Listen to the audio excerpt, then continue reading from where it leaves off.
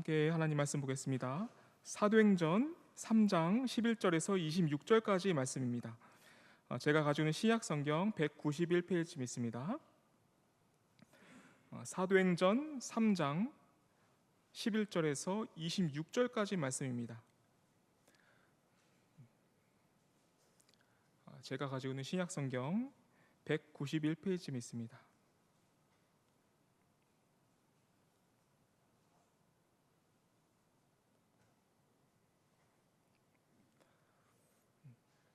사도행전 3장 11절에서 26절까지 말씀을 함께 교독하겠습니다. 제가 먼저 첫 절하고 마지막 절을 합독하도록 하겠습니다.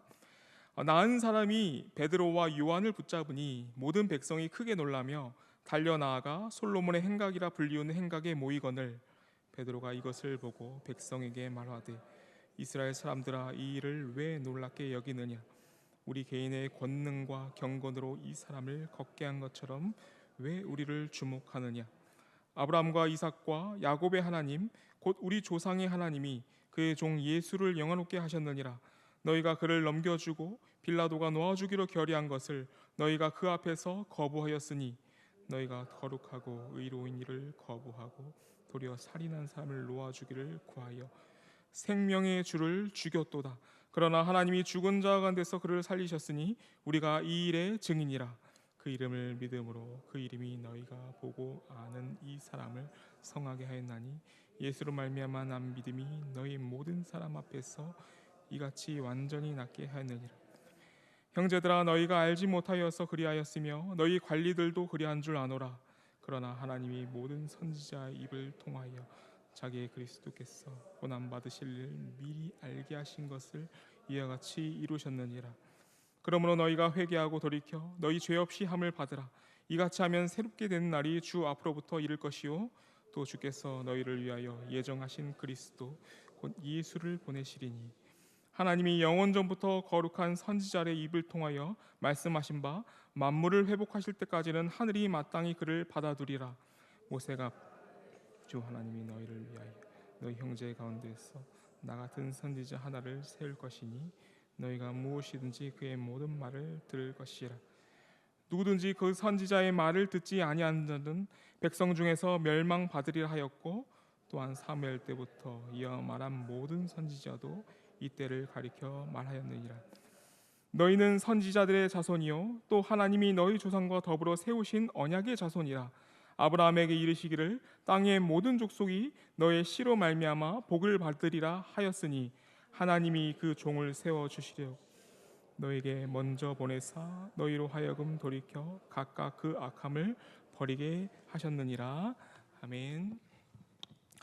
오늘은 무지한 자의 마음에 비춰지는 예수님이라 이런 제목 안에서 오늘 본문의 은혜를 나누겠습니다. 여러분 저번 주에 저희는 예수님께서 일으키신 한 표적을 통해서 우리의 구원을 살펴보았습니다. 광야 같은 인생 끝에 있었던 그 한 사람을 결국 일으켜 세우셔서 하나님 나라로 들어가게 하신 일, 그 일이 남의 일이 아니라 바로 우리에게 주신 하나님이 우리에게 주신 그 복음의 능력이다라는 부분을 우리가 나누었습니다. 그리고 그 놀라운 구원을 허락하신 목적이 새로운 길이자 새로운 광야를 주시기 위함인데 그 새로운 길이 바로 그 진리의 빛을 전하는 그런 사명 받은 자로 예수님이 우리를 걸어가게 하시려고 그러한 길을 허락하셨다. 이런 부분을 우리가 저번 주에 나눴습니다. 오늘 본문 안에는 이 베드로가 유대인들에게 너희가 예수를 죽였다라고 시작하는 말씀이 있습니다. 모든 성경의 약속과 표적대로 수많은 죄인과 병자들을 구원하시기 위해 오신 예수님을 너희들이 죽였다 이렇게 고발하고 있는 거예요. 그리고 그 이유로서 그들의 무지를 꼽고 있습니다. 그들이 무지하여 그들의 구원자를 죽였다라는 거예요. 그렇다면 왜 여러분 그들은 무지하였을까요? 예수님이 주시겠다는 그런 구원이 그들의 입맛과 구미에 맞는 구원이 아니었기 때문입니다. 그들은 그러한 구원에 관심이 없었어요. 관심이 없었기 때문에 무지하였고 오히려 다른 복음, 다른 것에 그들은 눈을 돌리고 그것을 섬겼습니다. 그들의 무지는 어떤 지적인 능력의 무지가 아니라 다른 것을 보고 예수님이라는 분을 바라보지 않고 다른 것을 보는 것에 있었습니다. 저희는 오늘 말씀 안에서 과거 이스라엘 백성들이 저지른 이 참담한 일을 통해서 오늘날 우리를 돌아봤으면 좋겠습니다. 예수님이 우리에게 주시겠다라는 그 구원의 제목이 만약 우리의 마음 가운데 온전히 새겨지지 않았다면 언제든지 우리도 예수님 대신에 다른 것을 요구할 수 있습니다. 예수님과는 말도 안 되는 것과 예수님과 도무지 비교할 수 없는 것과도 우리는 바꿀 수 있어요. 예수님께 실망하고 아예 무관심해진다면 충분히 그럴 수가 있습니다. 당시 유대인들은 로마의 지배라는 그 약육강식의 현실에서 예수님께 실망하였습니다. 예수님이 그들에게 주시겠다라고 하는 그 구원은 스스로를 의롭다 여기는 자들에게는 사실 아무런 필요가 없었어요. 예수님이 그리스도란 사실도 그들은 그러한 구원의 제목 안에서 거부하였습니다. 그들은 예수님 대신에 예수님과는 비교도 할 수 없는 그 살인자 한 명을, 그 바라바를 요구하였습니다. 그 바라바를 요구하는 과정에서 유대인들은 폭동을 일으켰어요. 예수님을 죽이지 않으면 내가 폭동을 일으켜 너희들의 어떤 그 빌라도가 가지고 있는 어떤 정권을 무너뜨리겠다, 어떤 이런 폭동을 일으키다 위협을 그렇게 했다는 겁니다. 본문 3장 14절에는 그런 부분이 기록이 되어 있습니다. 너희가 거룩하고 의로운 일을 거부하고 도리어 살인한 사람을 놓아주기를 구하였다라고 기록이 되어 있죠. 유대인들과 빌라도의 합작으로 이제 예수님은 죽게 되었습니다. 빌라도는 예수님에게 죄가 없다는 것을 알고 있었어요.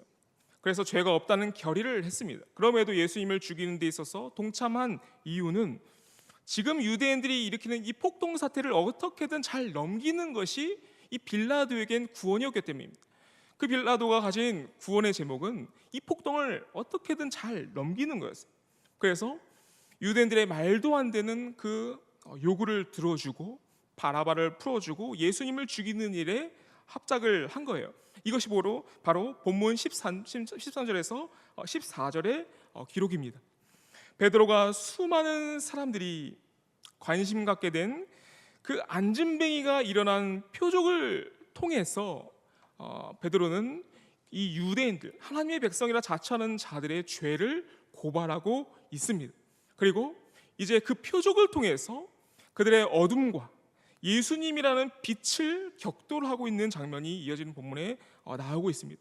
오늘 본문에는 이 빛이 세상에 환하게 비쳐서 이제 도저히 숨길 수 없는 빛이 되었습니다. 빛은 매우 강렬히 비춰졌고 가장 높은 등경 위에 있는 등불과 같았어요. 그래서 이 빛이 비춰지자 예수님에 대하여 무지한 자들, 예수님을 죽이자고 그 한 자들이 이제 예수님께 나오기 시작하였어요. 이 베드로의 설교를 듣는 것 자체가 이제 그들의 마음이 지금 변화가 되고 있다는 증거였습니다. 여러분, 그들이 한 일이 무엇이었습니까? 예수님을 거부하고 죽이는 일이었어요.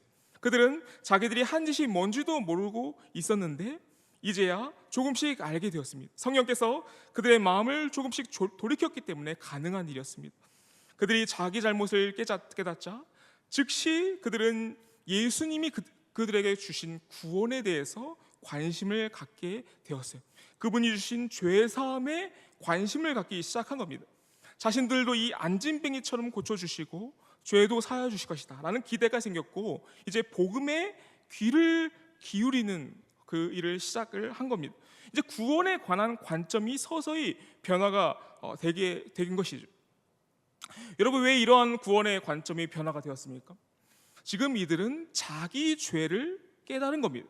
자기 죄를 깨닫고 자기 죄를 구원하고 자기 죄를 용서하실 그 구원자에 관해서 이제 관심이 생기게 된 거예요. 그들 모두는 사실 구원자를 찾았습니다. 우리도 사실 우리의 모든 인생 가운데 구원과 또 행복의 제목을 찾고 있어요. 그 구원은 행복과 연결이 되고 있기 때문에 우리는 늘 누구나 구원자를 찾고 있습니다. 나를 누가 구원해 줄까? 나를 누가 행복하게 해줄까? 이런 부분을 끊임없이 찾고 있습니다. 그 대상은 직업이 될 수 있고 여러 대상이 될 수 있습니다. 예수님이 아닌 다른 여러 것들을 통해서 우리는 구원받을 수 있다 생각하고 그것을로부터 행복을 얻을 수 있다라고 생각하는 거예요. 그런 마음 가운데 구원의 관점이 각각 달라졌고 이 구원자에 관한 무지가 생긴 겁니다. 그런 무지와 그러한 잘못된 생각 안에서 이 백성들은 예수님이 자신들의 구원자라는 것을 인정하지 못하였고 그 구원자를 죽이는 일에 참여를 한 거죠. 근데 그 일에 대해서, 그 죄에 대해서 스스로 깨닫는 마음 안에서 다시 이제 예수님이라는 구원자에 관한 지식과 그 복음의 말씀을 듣고자 하였다라는 겁니다. 여러분, 이 구원은 예수님을 통해서 전해지는 이 구원은 반드시 하나님의 말씀과 약속에 근거해야 합니다. 우리에게 주어지는 모든 구원의 근거는 하나님의 말씀, 하나님의 약속으로부터 우리는 들어야 해요. 그 외에 다른 것으로는 어떤 것으로도 우리가 올바른 구원에 관한 관점과 지식을 얻을 수가 없습니다. 그래서 하나님은 이 구원에 관한 약속, 구원에 관한 한 가지 약속을, 하나의 복을 약속하셨어요.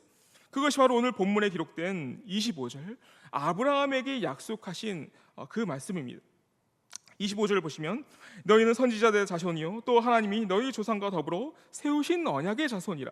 아브라함에게 이르시기를 땅의 모든 족속이 너희 씨로 말미암아 복을 받으리라 하였으니라고 기록이 되어 있습니다. 여기에는 하나님께서 가지신 분명하고도 명확한 구원의 방식이 전달되고 있습니다. 아브라함의 자손 중 한 명이 모든 민족에게 구원을 줄 것이다. 이스라엘 민족은 그 언약을 붙들고 모든 민족의 복의 통로가 되어야 했다는 거예요. 그 통로가 되기 위해서는 그들은 말씀을 들어야 했고 하나님께서 그들에게 주신 언약의 말씀을 믿어야 했습니다. 그러면 하나님은 가장 먼저 이스라엘을 제사장 나라로 세워서서 그 나라에 먼저 그 구원자를 보내주실 것이고 그 이스라엘 통해서 모든 족속이 구원받을 것이라는 것이 바로 하나님의 뜻이었고 하나님의 약속이었습니다. 이런 뜻 안에서 그들은 하나님의 말씀을 들어야 했다라는 겁니다. 22절을 보시면 모세의 때에는 모세를 통해 하나님의 말씀을 들어야 했는데 이제 모세가 광야에서 죽습니다. 그래서 이 백성들은 하나님께 직접 말씀을 듣는 것을 두려워해서 같은 형제 중에 모세와 같은 선지자를 세워달라 그렇게 간청을 합니다. 그 본문을 지금 베드로는 지금 인용을 해온 거예요. 하나님께서 그 이스라엘의 간청에 그 선지자 모세와 같은 선지자를 보내주시겠다라고 약속을 하셨어요. 말씀을 끊지 않고 그 언약의 말씀을 지속적으로 선지자들을 통해서 공급을 해주시겠다고 지금 약속을 하신 것이죠. 아브라함에게 약속하신 그 구원의 복을 끊임없이 이어서 백성들이 듣게 하시고 그 구원의 약속을 이어서 지속하여 그들에게 들려주시겠다라고 지금 하나님은 약속을 해주신 것입니다. 그리고 24절에 사무엘이라는 사람이 나오죠. 이 사무엘은 마지막 사사입니다. 그리고 선지자의 가장 첫 세대예요. 이 사무엘 때부터 다윗과 이스라엘에 있었던 모든 선지자가 이제 오실 그리스도에 관한 예수님에 관한 예언을 하고 그 말씀을 기록하였습니다. 그리고 예수님이 이제 마지막 선지자로 오신 거예요. 예수님은 왕이자 제사장이자 선지자로 하나님께 기름 부음 받은 그리스도셨어요.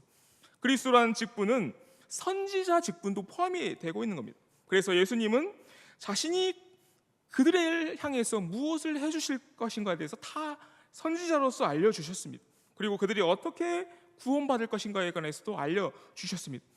베드로는 모세가 예언한 그 선지자가 바로 이 예수님이다라고 말씀을 하고 있는 거예요. 그래서 모세가 말씀한 그 선지자의 말을 듣지 않는 자들은 결국 하나님께 심판받을 것이니 너희는 하나님께서 모세에게 약속하신 그 선지자로 예수님을 보내주셨으니 예수님의 말씀을 들어야 한다. 그의 말씀을 귀 기울여야 한다. 그래야 너희들이 구원을 얻을 것이다 라는 것을 이 본문 말씀을 통해서 소개를 하고 있는 것입니다. 사실상 하나님께서는 모든 시대에 걸쳐 그리고 마지막 날엔 예수님을 통해 예수님이라는 선지자들을 통해 결국 예수님이라는 구원자를 알리셨다라고 말씀을 하고 있는 거예요. 그래서 다시 25절을 보시면 그러한 언약의 말씀, 그러한 선지자들의 말씀을 들은 너희는 선지자들의 자손이요 또 하나님의 너희 조상과 더불은 세우신 언약의 자손이라라고 그 이스라엘 민족을 이스라엘 민족에 대해서 말을 하고 있는 거예요. 너희가 그런 존재라는 거죠. 이스라엘 백성은 언약의 백성이자 선지자의 백성으로 이렇게 세움 받은 거예요. 그런데 이 백성들이 선지자의 자손으로 또 언약의 자손으로 세움 받은 이 백성이들이 예수님을 죽이는 그 자리에 선 겁니다. 매우 참담하고도 비통한 일이 아닐 수 없다라는 겁니다. 선지자들의 예언에 관해서 잠깐 살펴보겠습니다. 예수님의 탄생에 관해서 이사야 7장 14절은 그러므로 주께서 친히 징조를 너희에게 주실 것이라 보라 처녀가 잉태하여 아들을 낳을 것이요 그의 이름을 임마누엘이라 하리라 라고 성경은 이미 예수님의 탄생에 대해서 예언을 하고 있습니다. 그리고 예수님의 사역과 죽음에 관해서 두 가지 말씀을 제가 꼽아드리자면 스가랴 9장 9절은 시온에 따라 크게 기뻐할지어다 예루살렘에 따라 즐거이 부를지어다 보라 내 왕이 내게 임하시나니 그는 공의로우시며 구원을 베푸시며 겸손하여서 나귀를 타시나니 나귀의 작은 것 곧 나귀 새끼니라 라고 기록이 되어 있습니다. 시편 22편 16절에서 18절은 예수님이 고난에 관해서 예언이 되어 있어요. 개들이 나를 에워쌌으며 악한 무리가 나를 둘러 내 수족을 찔렀나이다. 내가 내 모든 뼈를 셀 수 있나이다. 그들이 나를 주목하여 보고 내 겉옷을 나누며 속옷을 제비 뽑나이다. 예수님에 관한 가장 명확한 예언은 우리가 다 아는 이사야서 53장에 관한 예언입니다. 그 이사야서 53장에 그가 찔림은 우리의 허물 때문이요 그가 상함은 우리의 죄악 때문이라 그가 징계를 받음으로 우리는 평화를 누리고 그가 채찍에 맞음으로 우리는 나음을 받았도다. 우리는 다 양 같아서 그릇 행하여 각기 제 길로 갔거늘 여호와께서 우리 모두의 죄악을 그에게 담당시키셨도다 라고 기록을 하고 있습니다. 그러니까 하나님은 예수님에 관한 예언을 이뿐만 아니라 정말 수도 없이 구약 성경에 정말 셀 수도 없이 예수님에 관한 예언을 기록하게 하셨습니다. 그 예언의 말씀을 하나님께서 이루셨다라는 거예요. 그러나 그들은 자기 생각이라는 틀 안에 갇혀 이 구원자에 관해서 완전히 무지하였습니다. 그들이 가진 구원에 대한 개념, 구원에 관한 생각으로 하나님이 그들에게 주신 약속과 선지자들의 말씀을 무시하고 자기들이 가진 생각으로 구원을 판단하였다는 거예요. 그래서 그들의 무지는 완전한 어둠으로 그들에게 나타났어요. 예수님의 말씀을 듣지 않으니, 선지자서에 주신 예수님의 말씀을 듣지 않으니 그들은 하나님의 뜻 앞에 온전히 한 걸음도 나아갈 수가 없었습니다. 오히려 자기들에게 보낸 구원자를 대적하고 죽이는 일을 한 거예요. 언약이 파기되고 선지자들의 자손인 것이 무색해졌습니다. 그들의 부패를 이어지는 사두개인들을 통해서 우리는 또 면밀하게 볼 수가 있습니다. 하나님이 주시겠다는 그 구원을 모르는 어둠 속에 있었기 때문에 그들은 더욱 헛된 빛을 원하여 가짜 빛을, 다른 것을 추구하게 된 거예요. 예수님에 대해서 무지하기 때문에 자기에게 행복을 줄 수 있는, 또 구원을 줄 수 있는 다른 것들을 찾아서 헤매게 된 겁니다. 그렇게 찾아 헤매는 자들이 늦은 밤에 칠흑 같은 어두운 길을 걸어간다고 여러분 생각을 해보십시오. 어떤 것도 앞을 볼 수 없는 그 칠흑 같은 어둠 속에 예수님의 이런 빛을 갖지 못한 채 다른 빛을 추구하는 그 자들이 걸어간다라고 여러분 생각을 해보십시오. 그들에게 가장 필요한 것이 무엇입니까? 한 줄기 빛이겠죠. 근데 보지 못할 때 그들은 두려움을 느끼기 때문에 그 빛을 추구할 것입니다. 어떤 빛이라도 보이는 빛이면 그들에게 힘을 주었을 거예요. 근데 문제는 그 빛이 이제 중구난방으로 이렇게 하나하나씩 생겨난다고 여러분 생각을 해보십시오. 수백 가지의 빛이 그들에게 쏘아진다고 하면 그들은 어떤 빛을 내가 따라가야 할지 몰라서 혼란스러워 할 거예요. 이러한 비유와 같이 현재 세상은 예수님을 모르고 거부하는 어둠 속에 그 예수님이라는 빛을 내가 따라가지 않으면 각기 수많은 말과 그 각기 수많은 말에서 뿜어나오는 빛에 관심을 갖게 될 수밖에 없습니다. 여러분, 과거에는 유교나 불교나 한두 가지였는데 그러한 사상과 그러한 정신이 각기 다른 방향으로 각기 다른 빛이 그렇게 몇 가지 안 되었는데 지금 우리가 살아가는 시대에는 정말 수없이 많은 말들과 메시지가 마치 빛처럼 중구난방으로 사람들을 현혹하고 있습니다. 그 빛을 따르면 구원받을 거야, 해방될 거야, 행복할 거야 라고 소리치르고 있어요. 여러분, 최근에 작가 한강이 노벨 문학 작품상을 받은 소식을 들었습니다. 한강의 한 인터뷰를 제가 들었습니다. 한강의 한 인터뷰를 잘 들어보면 이렇게 요약을 할 수가 있어요.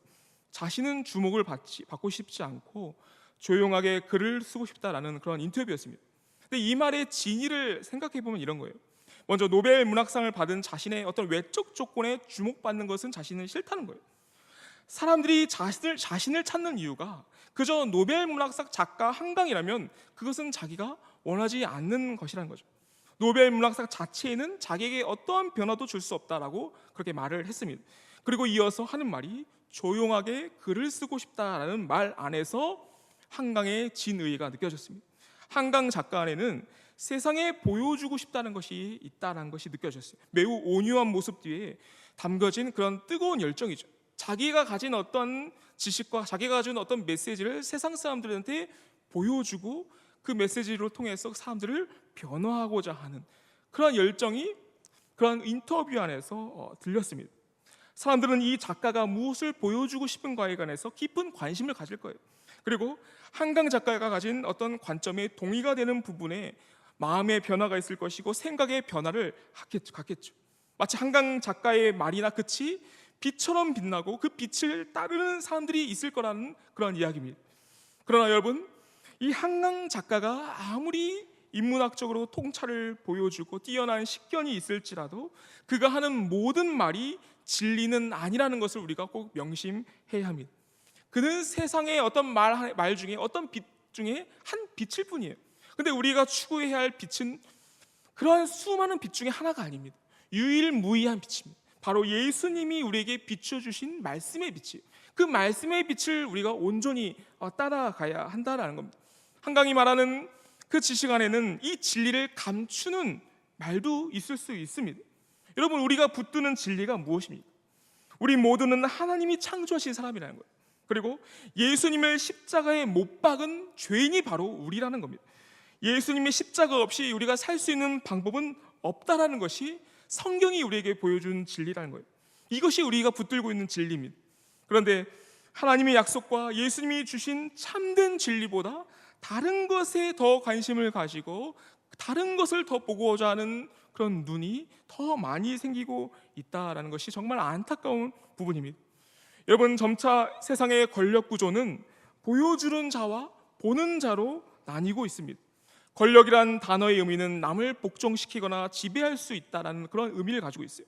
이제 국가의 어떤 강제력보다 한 사람의 글에 의하여 또 문학에 의하여 영화나 드라마에 의하여 수많은 사람들이 영향받고 있습니다. 실제적으로 글이나 영상 메시지로 남을 지배하는 그런 권력을 갖게 된 겁니다. 그래서 그 어떤 과거 시대보다 더욱 많은 사람들이 빛을 내려고 하고 있어요. 자신의 메시지를 보여주고 싶어하는 그 일을 하고 싶어하는 겁니다. 모든 사람들에게는 이런 힘에 관한 욕심, 지배에 관한 욕심, 영향력에 관한 욕심이 있기 때문에 또한 수많은 사람들이 그런 활동을 할 수 있는 어떤 정보통신의 발달로 자기의 것을 보여주는 일, 자기의 빛을 비추는 일을 수많은 사람들이 하고 있다는 거예요. 교회 안에도 있습니다. 자꾸 자기를 보여주는 일을 교회 안에서도 하려고 하는 것입니다. 이러한 시대의 진리는 더욱 혼탁해지고 있습니다. 진리는 당연히 배척받죠. 왜냐하면 왜 너 것만 진리라고, 왜 내 것은 진리가 아니고 너 것만 진리냐, 이렇게 진리는 배척을 받고 있습니다. 더 문제가 되는 건 이 권력 구조가 피라미드 구조가 되고 있다는 거예요. 가장 권력이 센 사람이 보여주는 것만 봐야 하고 그 보여주는 것 안에서 행복해야 하는 시대를 우리가 살고 있다는 겁니다. 어떤 시대보다 돈과 권력이 있는 또 힘 있는 자가 더 자기 뜻을 알리고 관철하고 통치하는 시대를 우리는 살고 있다는 겁니다. 이러한 시대에 맞물려 인간이 스스로 왕이 되어 스스로를 통치하고 하나님의 통치를 미워하고 거부하고 알지 않으려 합니다. 자기를 우상화합니다. 또한 스스로를 지극히 높여 교만하여 자기 것만 옳다고 해요. 다른 사람이 비추는 것도 이제 싫다고 하는 거죠. SNS상의 수많은 문제가 그러한 것 안에서 시작이 되는 거예요. 다른 사람의 의견을 까내리고 다른 사람의 모든 그런 공격하는 그 SNS의 문제들은 결국에는 자기를 비추고 자기를 더욱더 드러내려고 하는 욕심 안에서 있는 일들입니다. 그런 왜곡되고 부패된 자아가 통치하는 시대를 살고 있다는 겁니다. 사람들이 그것들을 따라가고 있다는 거죠. 사람들이 너무도 쉽게 가짜 진리, 가짜 구원, 가짜 행복의 길을 걸어가는 그러한 시대를 우리가 살고 있습니다. 그들이 그렇게 따라가는 이유가 무엇입니까? 예수님이 그들에게 우리에게 주신 그 진리, 예수님이 우리에게 주신 그 구원이 그들에겐 그리 와닿지 않기 때문이에요. 그래서 관심이 없는 겁니다. 그러니 무지한 겁니다. 언제나 예수님이 우리의 마음, 예수님이 우리에게 주신 그 진리를 죽이는 자리에 그들은 언제든지 설 수가 있다는 거죠. 예수님 대신에 예수님과는 완전히 비교될 수 없는 가장 하찮은 그 빛, 바라바를 달라라고, 예수님 대신에 내가 원하는 것을 달라, 이렇게 요구를 하고 있는 세상을 우리가 살고 있다는 거죠. 예수님은 언제든 자기 마음에 죽이는 자리에 나갈 수 있는 겁니다. 과거 이스라엘이 저지른 잘못을 어떤 사람 누구나 어떻게 쉽게, 모든 사람이 쉽게 그런 죄를 질 수가 있는 시대를 우리가 살고 있다는 거죠. 이와는 완전히 반대로 오늘 베드로의 말을 우리가 들었으면 좋겠습니다. 여러분, 베드로는 사람들에게 무엇을 보여주고 싶은가요? 베드로는 지금 자신이 주목받는 것을 거부하였습니다. 일단 이 기적 자체가 자기에게서 온 것이 아닌 것을 분명히 하고 있습니다. 베드로는 모든 것을 제쳐주고 예수님을 보여주는 일을 하고 있는 거예요. 오늘 12절 13절을 보십시오. 베드로가 이것을 보고 백성에게 말하되, 이스라엘 사람들아, 이 일을 왜 놀랍게 여기느냐? 우리 개인의 권능과 경건으로 이 사람을 걷게 한 것처럼 왜 우리를 주목하느냐? 아브라함과 이삭과 야곱의 하나님, 곧 우리의 조상의 하나님이 그의 종 예수를 영화롭게 하였느니라 라고 예수님을 드러내는 일을 하고 있다는 겁니다. 세상은 뛰어난 능력과 메시지를 가진 사람을 주목하기 쉽습니다. 그래서 베드로는 즉시 그 주목을 경계하고 그 일을, 이 표적을 일으킨 진짜 원인에 관해서, 그 진짜 일으키신 주인에 대해서, 그 예수님에 대해서 말을 하고 있다는 겁니다. 이 표적은 예수님이 하신 일이라는 거죠. 그리고 16절에 예수님이 이 사람을 완전히 낫게 하였다라고 분명하게 선언하고 있습니다. 그리고 너희들이 죽인 그 예수님은 모든 선지자들의 입을 통해 고난받을 것이 예정되었고 너희 구원을 위해서 하나님께서 그 구원을 이루기 위해서 너희에게 내주신 것이다 라고 베드로는 분명하게 예수님의 고난과 죽음에 관해서도 이 사람들에게 소개를 하고 있습니다. 18절에 그러나 하나님이 모든 선지자의 입을 통하여 자기의 그리스도께서 고난받으실 일을 미리 알게 하신 것을 이와 같이 이루셨느니라 라고 분명히 선언하고 있습니다. 그래서 이러한 복음 안에서 너희들이 회개하고 돌이켜 죄 없이 함을 받으라.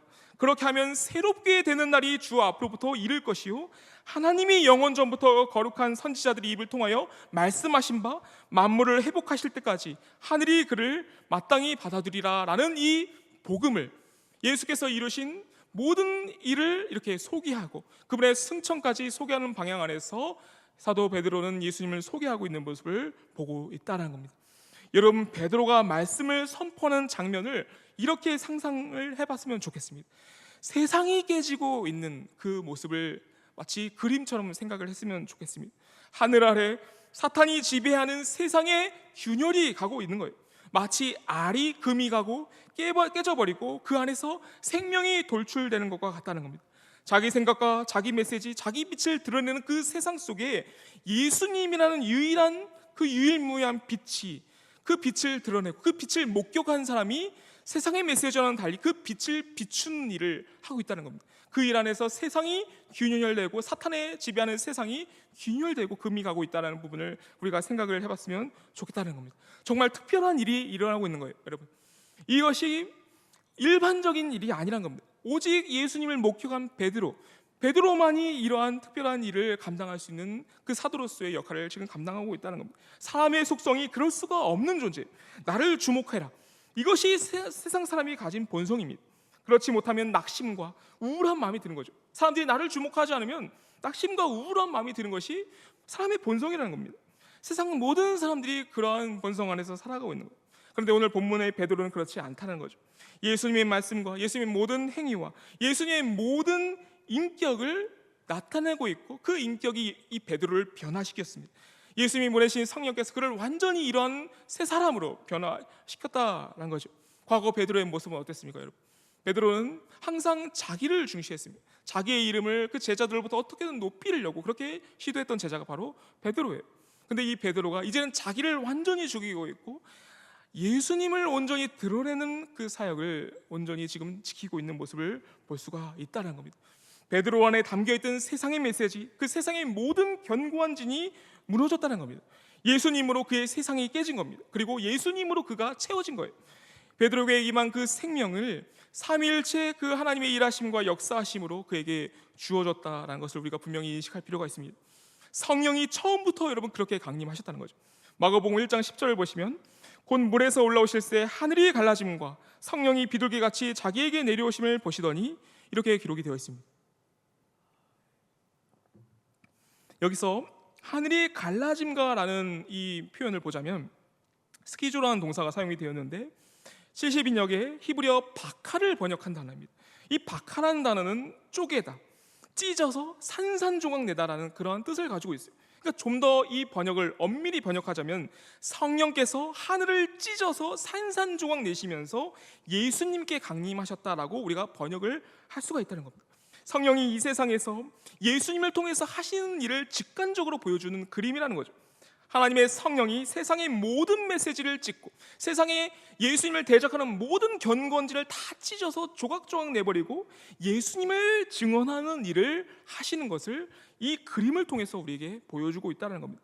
오순절날 강림하신 성령은 각 사람에게 찢어져서 각 사람이 그렇게 예수님을 증언하도록 하셨습니다. 이것은 일반적인 일이 아니라 매우 특별한 의미를 여러분 꼭 인식하셔야 합니다. 세상이 무너지고 세상의 모든 지배 질서가 그런 견고한 진이 무너지는, 그렇게 금이 가게 하는 그런 역사였다는 것을 우리가 분명히 생각을 할 필요가 있다는 겁니다. 또한 이 스키조가 사용된 본문이 마태복음 27장 51절에 기록이 되어 있습니다. 이에 성소 휘장이 위로부터 아래까지 찢어져 둘이 되고 땅이 진동하며 바위가 터지고라고 기록이 되어 있습니다. 여기서 휘장이 찢어지다라는 것도 이 스키조라는 동사가 사용이 되는 거예요. 예수께서 우리를 위해서 행하신 일에 관해서 소개를 하고 있는 겁니다.